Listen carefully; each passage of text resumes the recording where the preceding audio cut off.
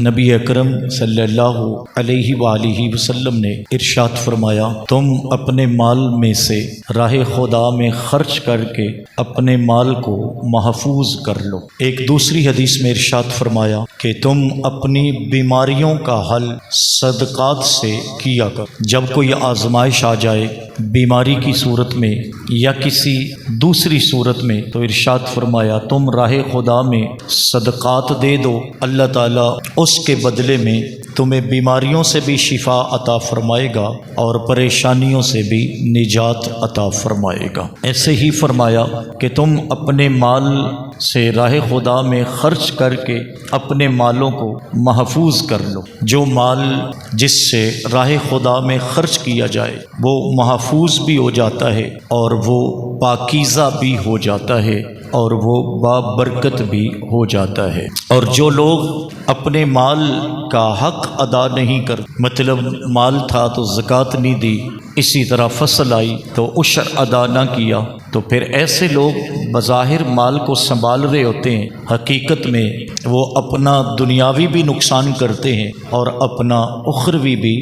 نقصان کر لیتے ہیں۔ اور جس مال سے زکوٰۃ نہ ادا کی جائے یا جس فصل کا عشر نہ ادا کیا جائے وہ نہ تو پاکیزہ رہتا ہے، نہ بابرکت رہتا ہے اور نہ ہی وہ محفوظ رہتا ہے۔ قرآن مجید برہان رشید میں اللہ تعالیٰ نے سورۃ القلم کے اندر ایک ایسا ہی واقعہ بیان فرمایا ہے۔ پہلی امتوں میں ایک شخص تھا یمن کے قریب، اس کا ایک باغ تھا اور بڑا خوبصورت باغ تھا اور بڑا پھل آور باغ تھا، لیکن اس شخص کا کمال یہ تھا کہ جب بھی اس کے فصل پک کر تیار ہوتی، باغ کا پھل پک کے تیار ہوتا تو وہ اپنے باغ کے تمام تر پھل کو 3 حصوں میں تقسیم کرتا۔ ایک حصہ غرباء کے لیے وقف کر دیتا اور ایک حصہ اس باغ پر خرچ کر دیتا اور ایک حصہ اپنے لیے اور اپنے گھر والوں کے لیے رکھ لیتا۔ بلکہ مفسرین نے لکھا ہے اس شخص کا خوبصورت طریقہ یہ ہوتا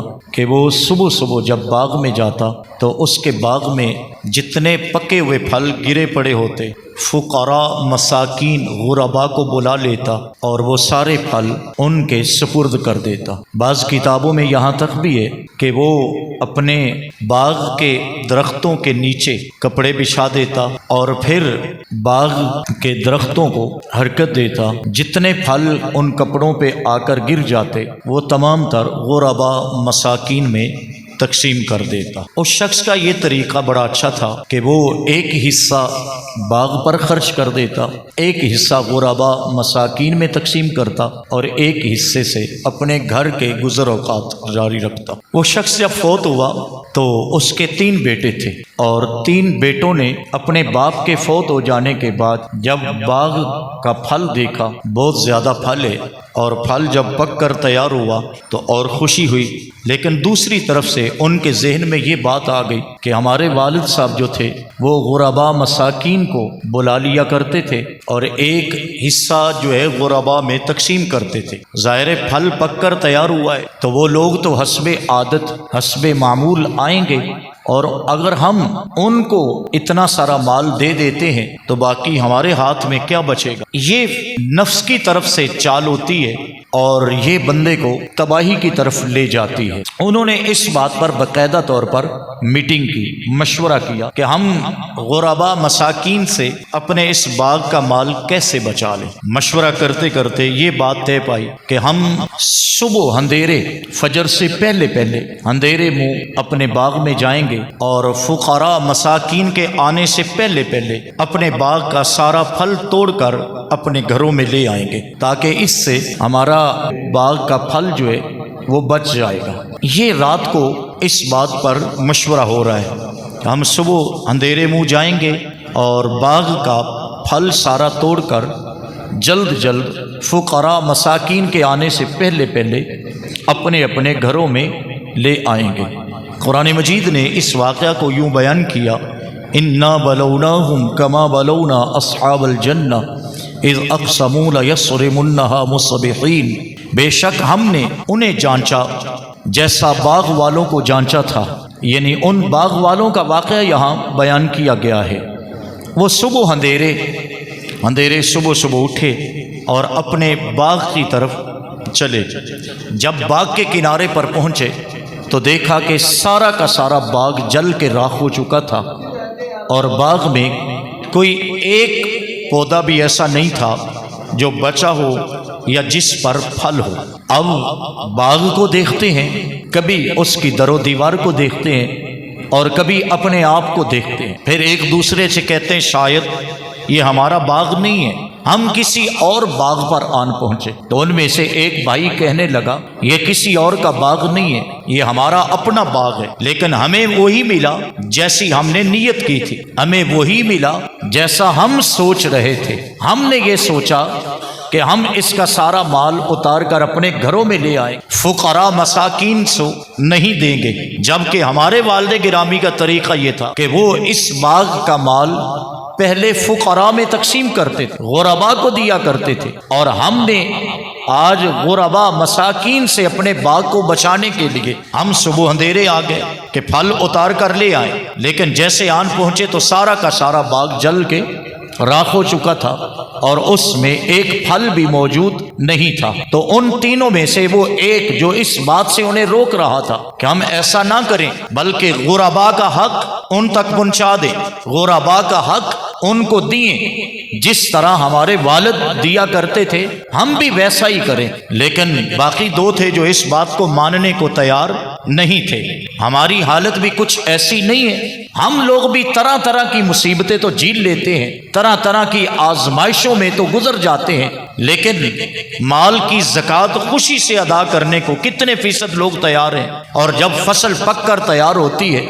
تو ہم میں سے کتنے لوگ ہیں جو خوشی سے اپنی فصل کا عشر نکالنے کو تیار ہوتے ہیں، اور کتنی خوشی سے ہم لوگ اپنے مال کا عشر دیتے بھی ہیں۔ ہماری سوچ بھی تو کچھ ایسی ہو گئی اور ہماری فکر بھی تو کچھ ایسی ہو گئی۔ ہم کہتے ہیں کہ خرچے کتنے بڑھ گئے، زمین کا ٹھیکہ کہاں تک پہنچا، کھاد سپرے کے اخراجات کہاں تک پہنچے، اب ہم اس کا عشر بھی نکالیں تو ہمارے خرچے نہیں پورے ہو۔ یہ ہماری سوچ ہے جس نے ہمیں اس موڑ پہ لا کے کھڑا کر دیا، اور اسی بنیاد پر پھر کیسی بڑی بڑی آزمائشیں ہمارے سامنے کھڑی ہوتی ہیں، ہم کیسی کیسی جان لیوا بیماریوں میں مبتلا ہوتے ہیں، پھر کیسے کیسے دکھ ہمارے دروازے پہ آ جاتے ہیں۔ کیا ہم نے کبھی اس بات کی طرف دھیان دیا؟ کیا ہم نے کبھی غور و فکر کیا؟ قرآن کی یہ آیات مجھے اور آپ کو جھنجھوڑ کر بتانا چاہتی ہیں کہ وہ شخص جب تک اپنے مال کا حصہ غرباء